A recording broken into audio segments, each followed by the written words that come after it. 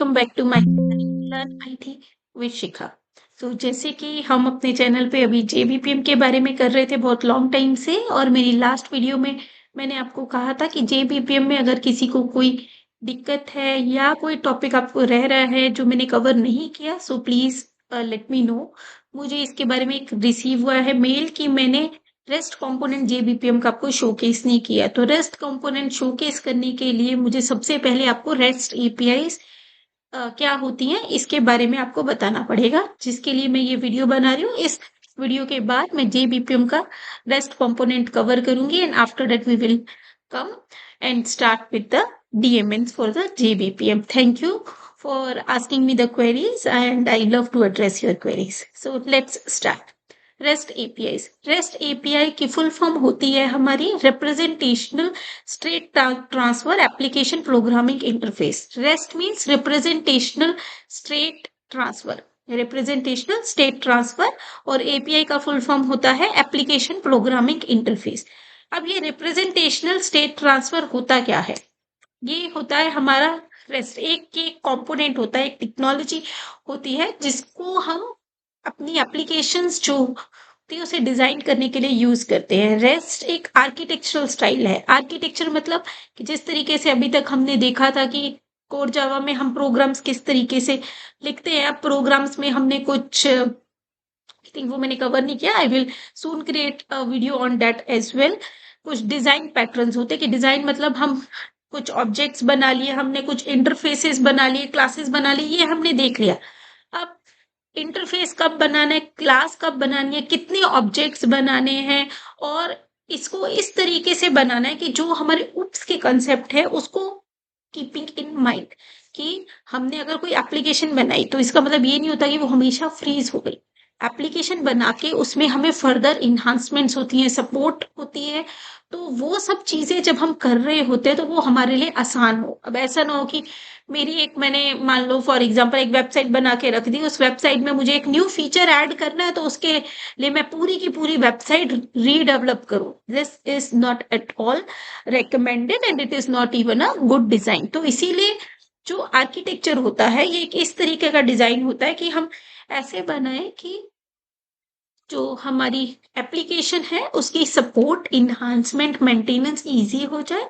अगर हमें फ्यूचर में कुछ उसमें प्रोग्राम्स या कुछ भी फंक्शनैलिटी ऐड करनी है हम उसमें ऐड कर सके, रादर कि उसे कंप्लीटली डिस्ट्रॉय करके रिक्रिएट करें। फॉर एग्जाम्पल कि हम जो क्लोथ्स होते हैं मैक्सिमम टाइम, अगर हमें कहीं उसकी फिटिंग टाइट या लूज या समथिंग ऐसी होती है हम उसको ऑल्टर करवा लेते हैं अपनी नीड्स के अकॉर्डिंग।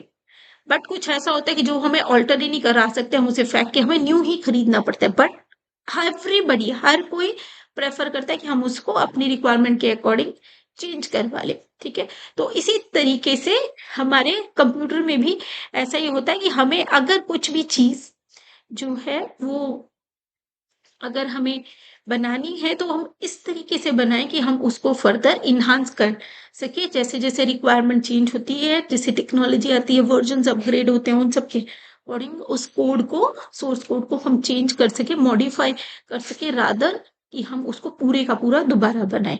ठीक है, जैसे घर में हम रिपेयरिंग कर लेते हैं, ये तो नहीं करते ना कि एकदम से घर ही चेंज कर दें अपना। ठीक है, इसी तरीके से हर चीज में यही चीज फॉलो होती है और सारे प्रिंसिपल्स इसी चीज को ध्यान में रख के बनाए गए। ठीक है, तो इसी में से एक है रेस्ट एपीआई, जिसमें rest means representational state transfer, means it is an architectural style of designing networked application। What is networked application? Networked applications means पूरे नेटवर्क में सराउंडिंग्स में हमारी जितनी भी टाइप ऑफ एप्लीकेशंस है, ये नहीं कि सिर्फ web application, system applications, mobile application, ये सारी की सारी हमारी कंप्यूटर एप्लीकेशंस है। और इन सब एप्लीकेशंस को एक कंसोलिडेटेड नेम दिया गया है नेटवर्क एप्लीकेशन। सो अगर हमने नेटवर्क एप्लीकेशन में कुछ डिजाइन बनाना है तो हम उसको वेब सर्विसेज के थ्रू बनाते हैं। अब मैं जैसे फॉर एग्जांपल मैं जावा में काम कर रही हूँ, मेरे साथ वाला टीम मेंबर है वो पाइथन में काम कर रहा है, और इधर कोई पीएचपी में कर रहा है और डॉट नेट में कर रहा है। अब इसने एक एप्लीकेशन बनाई है, लेट सपोज हम सभी ने वेब एप्लीकेशन बनाई है। एक ने एप्लीकेशन 1 बनाई है, एक ने 2, 3, 4। 4 एप्लीकेशन बनाए, अब मुझे एक रिक्वायरमेंट आ गई कि मुझे इन एप्लीकेशंस में डेटा फ्लो करना है। So how can I do? In this scenario, we need a thing which is known as REST APIs. REST API हम क्रिएट करते हैं irrespective of the language, मतलब कि जिस भी लैंग्वेज irrespective, ये इसमें मैटर नहीं करता कि हमने किस लैंग्वेज को यूज करके रेस्ट एपीआई बनाई है। डॉटनेट को किया है, जावा को किया है, पीएचपी को किया, बट ये एक रेस्ट एपीआई बनी होनी चाहिए।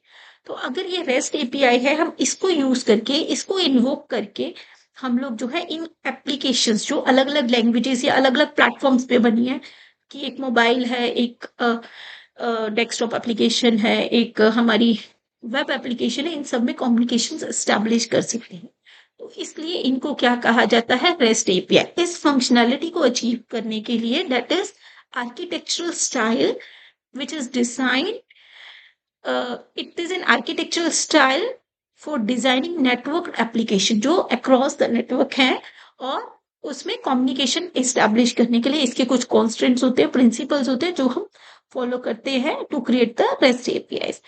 Application programming interface, it is a set of definitions, protocols that allow different software applications to communicate with each other. जैसे हमने बोला कि एक ने ए बनाई है, एक ने बी बनाई है, एक ने सी बनाई है और एक ने डी बनाई है। तो इन सब एप्लीकेशंस में कम्युनिकेशन एस्टेब्लिश करने के लिए हमें चाहिए होता है एपीआई। तो इसको कहते हैं एप्लीकेशन प्रोग्रामिंग इंटरफेस।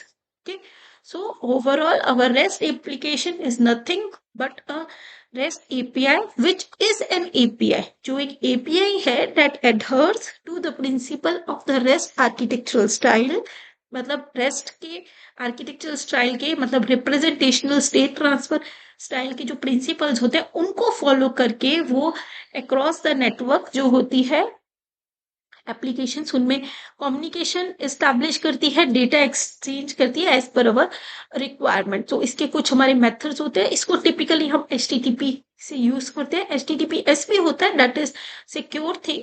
तो बट वो कैसे करते हैं? That is a enhancement to हर रेस्ट, बट उससे इसके प्रिंसिपल्स चेंज नहीं होते। That is just the layer of security we have add in a HTTPS, but methods जो होते हैं वो सेम होते हैं, वेदर वो HTTP के हो या HTTPS के हो। ठीक है, तो इसके लिए हम लोग यूज करते हैं रेस्ट एपीआई। मीन्स कि अगर हमारे पास डिफरेंट एप्लीकेशन है, डिफरेंट और सेम किसी भी तरीके से, सेम लैंग्वेज में हो या डिफरेंट लैंग्वेज में हो या डिफरेंट प्लेटफॉर्म में हो, across the network, means irrespective of the language, irrespective of the platform we use, if we want to establish a communication, we can use REST API. You can consider it like a mobile telephones, mobile और a telephone. Like मैं यहाँ पर बैठी हूँ, कोई दिल्ली में बैठा है, कोई बैंगलोर में बैठा है, कोई लंदन में बैठा है, कोई कनाडा में बैठा है। फॉर एग्जाम्पल वर्ल्ड वाइड अगर हमें किसी से बात करनी है तो हम कैसे करते हैं? हम लोग पहले लेटर्स लिखते थे, which is a way of communication, but instantly नहीं कर सकते ना, इट विल टेक टाइम। तो हम फोन करते हैं, नंबर डायल करते हैं और कॉल करके अपनी बात करते हैं। बात करना क्या हो गया? हमारा डेटा एक्सचेंज करना हो गया। ठीक है, तो इस तरीके से हम अपनी कम्युनिकेशन कर लेते हैं वर्ल्ड वाइड, और इसके लिए जो चीज हमें हेल्प करती है वो होता है फोन। तो REST API is similar to phone, जिससे हम बात करते हैं मल्टीपल उसमें। अब मैं इंग्लिश में बात करूं, हिंदी में बात करूं, फ्रेंच में करूं, इटालियन में करूं या किसी भी लैंग्वेज में करूं, phone is independent of it.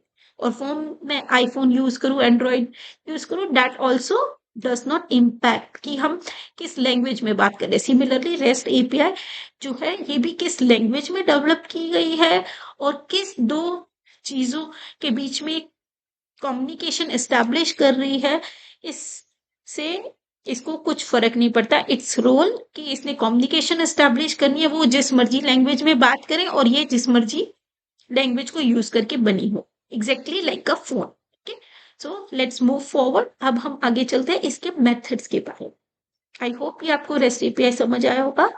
Rest API के मेथड, इस वीडियो में मैं आपको सिर्फ रेस्ट एपीआई के इंट्रोडक्शन और इसके मेथड्स को, एक ऑनलाइन वेबसाइट है जो मैंने इसमें यूज की है, उसके यूआरएल्स और उसके रेस्ट एपीआईज के जो यूआरएल्स हैं और जो मेथड्स इसमें सारे मैंने कवर किए हैं विद द डेटा, वो आपको शो कर रही है। इसमें मैं इसकी डेवलपमेंट नहीं सिखा रही। डेवलपमेंट हम इसके बहुत आगे जाके करेंगे, लेकिन उसके लिए अभी हमें उससे पहले बहुत सारी कंसेप्ट अपने क्लियर करने पड़ेंगे। जब इसकी डेवलपमेंट की बारी आएगी, I will surely create a video with the development of a REST API, but इस वीडियो में मैं सिर्फ इसकी फंक्शनैलिटी और इसका पर्पस और यूसेज कि हम किस लिए यूज करते हैं ये बता रही हूँ, ताकि आप जेबीपीएम में रेस्ट एपीआई यूज करो तो आपको एटलीस्ट इसकी फंक्शनैलिटी पता हो। ठीक है, अब इसकी डेवलपमेंट ये एक सेपरेट टॉपिक है and I will in future cover a video for that. Okay okay, तो ये रेस्ट एपीआई की हमारी हो गई। ये है गेट। इसके 5 मेथड्स होते हैं: get, post, put, delete and patch. Okay, ये इसके 5 मेथड्स होते हैं। तो हम वन बाय वन हर मेथड को कवर करेंगे और इस मेथड्स के यूआरएल्स को एग्जीक्यूट करके देखेंगे। इसके लिए भी मैंने ब्लॉग बनाया हुआ जिसका लिंक आपको मेरे चैनल पे मिल जाएगा। इसका लिंक मैं अपना ब्लॉग्स का डिस्क्रिप्शन में भी दे दूंगी, आप उसको रेफर कर सकते हैं। ठीक है, अब ये कर्ल, इसमें जो है हमारे पास एक टूल होता है पोस्टमैन। पोस्टमैन एक बहुत कॉमन टूल है जो हम लोग अपनी रेस्ट एपीआई को एग्जीक्यूट करने के लिए यूज करते हैं। तो हम पोस्टमैन टूल का यूज करेंगे इसमें। ठीक है, अब ये गेट है। गेट गेट मीन्स कुछ लेना।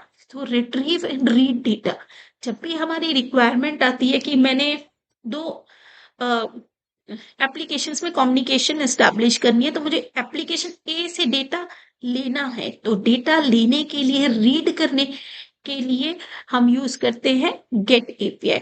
ओके, तो हम इसमें यहाँ पर ये करेंगे यूज गेट एपीआई का। ठीक है, तो ये इसमें मैंने आपको कल दिया हुआ है इसमें।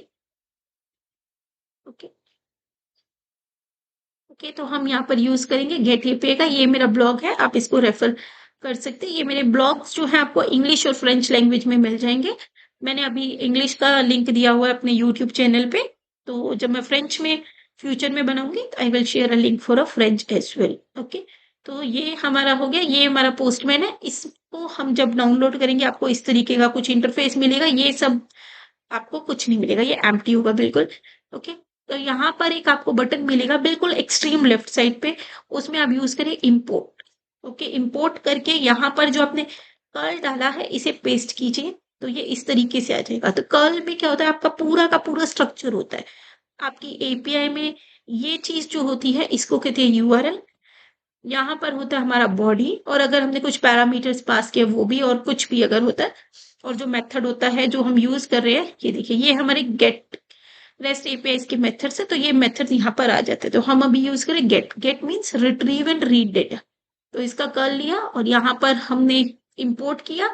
इंपोर्ट में हम कर्ल को विथ कर्ल कॉपी पेस्ट करेंगे और यहाँ पर कर देंगे, तो ये हमारा डेटा आ गया। ये API dot RESTful API dot dev पे आपको ये एपीआई मिल जाएंगी, जो आप मेरे ब्लॉग में लिंक्स इसको चेक कर सकते हैं। तो अब ये देखेंगे इसने हमें ये सारा डेटा दे दिया। तो यहाँ पर मैंने क्वेश्चन मार्क के बाद डाला है ID is equal to 4, ID is equal to 6, ID is equal to 10। तो मुझे सिर्फ 3 आईडीज के डेटा चाहिए, तो इसने 4, 6 और 10 आईडीज में जितना भी था वो डेटा मुझे लाकर दे दिया। अब इसमें जरूरी नहीं कि मैं कर्ल से ही करूं, ये एपीआई का यूआरएल होता है। एपीआई का यूआरएल होता है तो इसको मैं कॉपी कर देती हूँ। ठीक है, अब यहाँ पर जाते हैं, ये एक एपीआई होगी। अब यहाँ पर एक प्लस बटन मिलेगा। ठीक है, प्लस बटन मिलेगा, क्लोज अदर टैब्स कहते हैं हम लोग।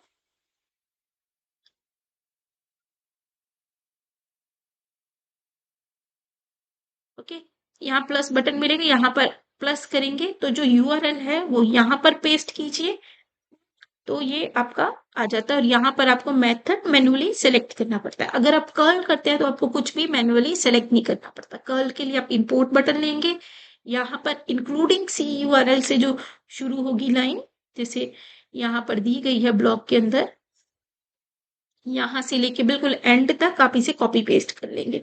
अगर आप इसको यूज नहीं करना चाहते तो एपीआई का यूआरएल पोस्टमैन में यूआरएल की जगह पे डालिए, यहाँ पे मेथड सेलेक्ट कीजिए, डिजायर्ड पैरामीटर सेट कीजिए और सेंड आइटम्स कीजिए, और आपको यहाँ पर ये मिल जाएगा। लेट सपोज मैंने यहाँ पर 4 को कर दिया 8। ओके, अब मैं इसे सेंड करूंगी तो ये मुझे 8, 6 और 10 के दे देगा। तो ये मैंने इसके अंदर यूआरएल में जो है डेटा पास किया, आईडी पास की, मुझे इस आईडी के अगेंस्ट जो डेटा चाहिए वो मुझे डेटा ये ला के दे देगा। तो रेस्ट में get is known as retrieve and read the data. So this is our REST में get API. Get method means retrieve और read the data, तो उसके लिए हम यूज करते हैं get. नेक्स्ट हमारा आता है post. Post is for creating a data. Creating का डेटा मीन्स कि अगर मैंने लेट सपोज मेरे पास लिस्ट ऑफ एम्प्लॉयज है, तो मेरी कंपनी में किसी न्यू एम्प्लॉय ने ज्वाइन किया, तो I must have to insert a data, कहीं ना कहीं उसका डेटा इंसर्ट करूंगी, तो उसके लिए मैंने एक एपीआई बना के रखी, तो उस एपीआई का मेथड हम यूज करेंगे पोस्ट. तो post API means create a data, new data insert जब करना होता है न्यू चीज, उसमें हम यूज करते हैं पोस्ट मेथड को, और उसे कहते हैं क्रिएट डेटा.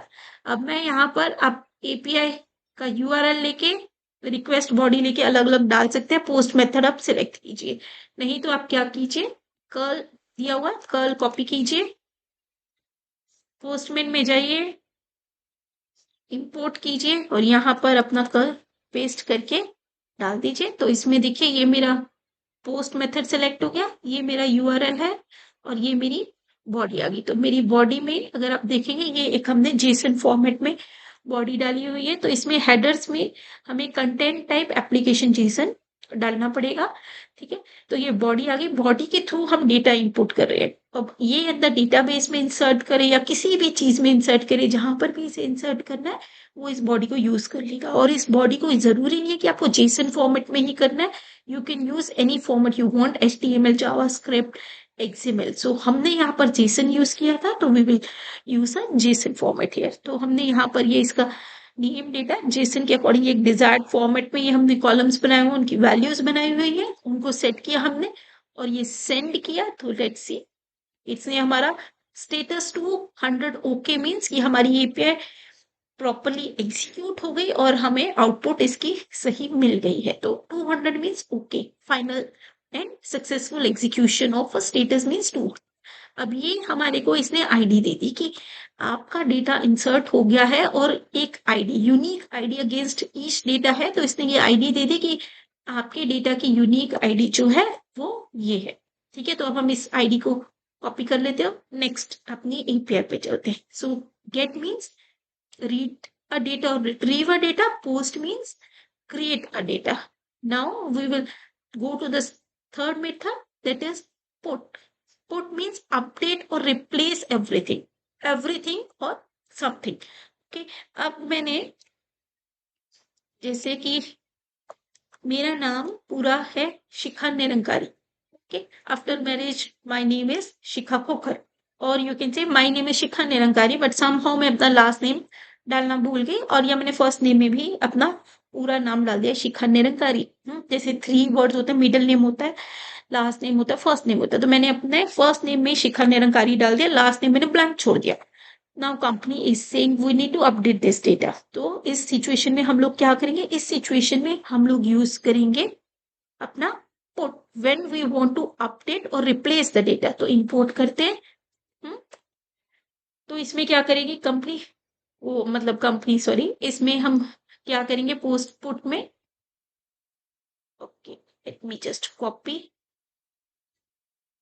ओके, मींस ये पुट किया हमने, पुट में हम लोग क्या करेंगे, अब जो शिखा का नाम है वो उसका अपडेट कर देंगे, लास्ट नेम में लास्ट नेम डाल देंगे, फर्स्ट नेम में फर्स्ट नेम डाल देंगे. इस तरीके से हम लोग शिखा का जो है नाम प्रॉपर अपडेट कर देंगे. तो ये हमने डाला पुट. ओके, तो ये मैंने इसका कर्ल कॉपी कर लिया था, बॉडी आ गई. ठीक है, तो अब हम इसको, ये मैंने एक एग्जांपल वर्बली दिया, जो हम एग्जांपल लेके चल रहे हैं उसी को स्टार्ट करते हैं. ठीक है, तो मैंने यहाँ पर ये बॉडी ली थी Apple testing MacBook pro 16. Okay, तो मैं यहाँ पर इसको कर रही हूँ Apple testing update MacBook pro 16, जिस तरीके से मैंने बताया शिखा निरंकारी, शिखा और लास्ट नेम निरंकारी. तो मैंने यहाँ पर कर दिया कि मुझे टेस्टिंग के साथ अपडेट करना है, वर्ड अपडेट ऐड करना है.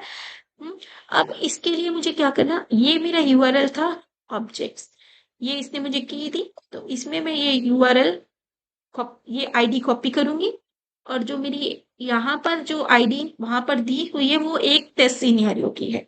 तो अभी हमने न्यू करा था, तो ये आईडी इसमें डाल देंगे, रिप्लेस कर देंगे. और इसको एग्जीक्यूट करेंगे with put method. Put means replace और अपडेट समथिंग। तो ये पुट हो गया, पुट के साथ इसने हमें रिटर्न कर दिया ये। तो ये हो गया Apple testing update MacBook pro 16। ठीक है, तो इस तरीके से हमें यहाँ पर अपडेट हो गया। तो अपडेट करने के लिए हम क्या यूज करते हैं, पुट मेथड का यूज करते हैं अपडेट करने के लिए। नेक्स्ट होता है patch. Patch is also update similar to put, but the difference it is partial update. अब मेरे पास क्या होता है, पार्शियल अपडेट अगर आप इधर सोचेंगे तो मीन्स कि मैंने यहाँ पर सिर्फ नेम ही अपडेट करना है, जैसे कि हमने एग्जांपल लिया था, तो मेरे को सिर्फ नेम अपडेट करना है, बाकी चीजें नहीं करनी।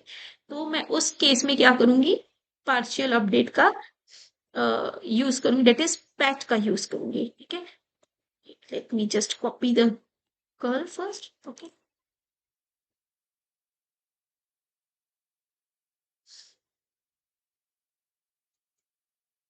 ठीक है, तो इसमें क्या किया, उसमें देखिए मैंने पूरी की पूरी बॉडी लिखी थी। तो उसने जब हमारा सोर्स कोड एग्जीक्यूट हुआ होगा, उसने ये नहीं कि मेरा सिर्फ नाम ही करा होगा, नेम ही।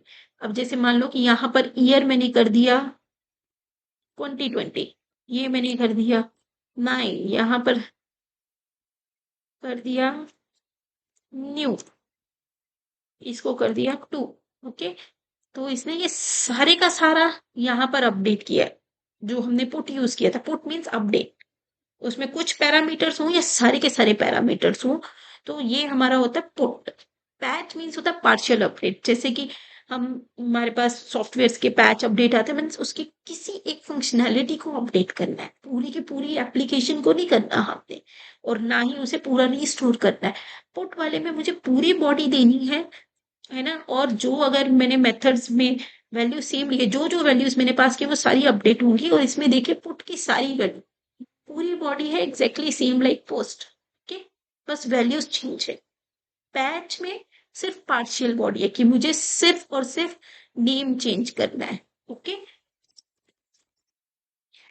तो जैसे मैंने ये कर दिया, मुझे सिर्फ और सिर्फ नेम चेंज करना है, मुझे बाकी बॉडी नहीं चेंज करनी। तो इसमें जो अंदर क्वेरी भी लगेगी हमारी, उसमें वो सिर्फ और सिर्फ आईडी के अगेंस्ट नेम चेंज करेगी।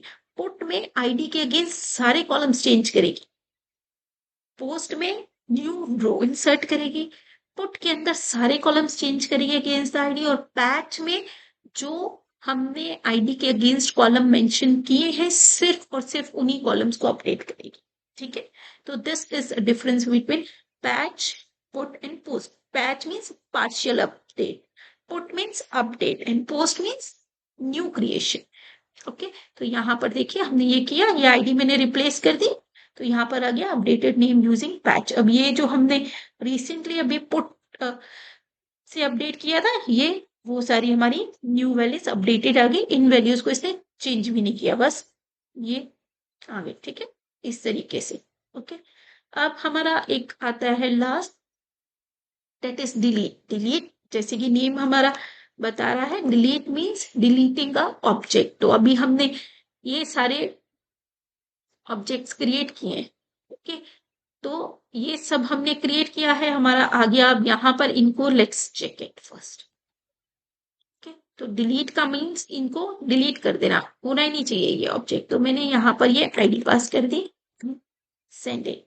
ओके, तो ये आईडी मैंने गेट में पास की है, तो मैंने सिर्फ इसी आईडी, जो हमारी ये न्यू आईडी क्रिएट होगी, उसकी वैल्यू, लेटेस्ट अपडेटेड वैल्यू मुझे यहाँ पर मिल गई। तो ये हो गया मेरा गेट। अब मैं अगर डिलीट एग्जीक्यूट करूंगी, तो डिलीट एग्जीक्यूट करने पे मुझे ये आईडी नहीं मिलेगी, मीन्स कि ये जो मेरा ऑब्जेक्ट है, ये मेरा बैकएंड में जहां भी हमने सेव किया था, वो हमने डिलीट ही कर दिया। कि लेट सपोज कि हमारे ये ऑफिस में एक एम्प्लॉय जो है वो छोड़ के चला गया, तो we have just remove the data of the employee so that this employee is not active।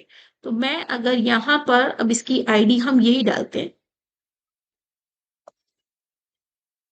Okay, इसका मेथड हम यूज करेंगे डिलीट। ये अगर मुझे कोई ऑब्जेक्ट डिलीट करना है तो उसमें मेथड होगा डिलीट। तो मैंने डिलीट किया, object with ID has successfully been deleted. अब इसको चेक करने के लिए हम कैसे करेंगे, ये गेट में मैंने वही अपनी न्यूली क्रिएटेड आईडी डाली थी, ये करेंगे तो इधर आना ही नहीं चाहिए। सो blank, no object found, means object got successfully deleted। So these are our most commonly used methods of REST APIs. और REST APIs क्या होता है? REST API is a architectural style जिसको हम ऐसे डिजाइन करते हैं कि हम लोग नेटवर्क में जितनी भी एप्लीकेशन है उनमें कम्युनिकेशन एस्टेब्लिश कर सके। और ये मेथड्स होते हैं जो हमने ऑपरेशन परफॉर्म करना है वाइल एस्टेब्लिशिंग अ कम्युनिकेशन, उनको पोर्ट्रे करते हैं कि गेट मीन्स मुझे डेटा लेना है, पोस्ट मीन्स मुझे न्यू डेटा क्रिएट करना है, पुट मीन्स मुझे डेटा जो है अपडेट करना है या रिप्लेस करना है, पैच मीन्स मुझे पार्शियल कुछ अमाउंट ऑफ डेटा जो है वो अपडेट करना है, और डिलीट मीन्स मुझे डेटा रिमूव करना है। So these are our most common methods used for a REST API. So let's close this topic here. अगर आपको इसमें कोई भी कंफ्यूजन हो, please feel free to ask me the questions, your doubts. मुझे बहुत खुशी होगी आपको हेल्प करने के। मेरा ऑब्जेक्टिव यही है कि मैं आप लोगों को सही तरीके से सारी चीजें समझा सकूं। अगर आपको कुछ भी इश्यूज होता है तो feel free to comment me out और मुझे मेल लिख दीजिए। ठीक है, मैं यहाँ पर मैंने ये ब्लॉग बनाया हुआ है, ये ब्लॉग का यूआरएल है, आप जो है इसको रेफर कर सकते हैं। ये मेरे उस पे चैनल पे भी आपको मिल जाएगा, तो ये ब्लॉग आप देख सकते हैं। और अगर आपको कोई भी इशू हो तो please feel to reach me out frankly. Okay, I will happy to address you. Thank you very much. If you like my video, please like and subscribe. My next video based on the REST API is कि हम लोग REST APIs को JBPM में किस तरीके से use करेंगे, उसकी भी कुछ इश्यूज हैं, वो मैं उस वीडियोस में एड्रेस करूंगी। So thank you very much. If you like the content, please like and subscribe and stay tuned to the channel for the further new similar upcoming videos. Thank you very much. Bye bye.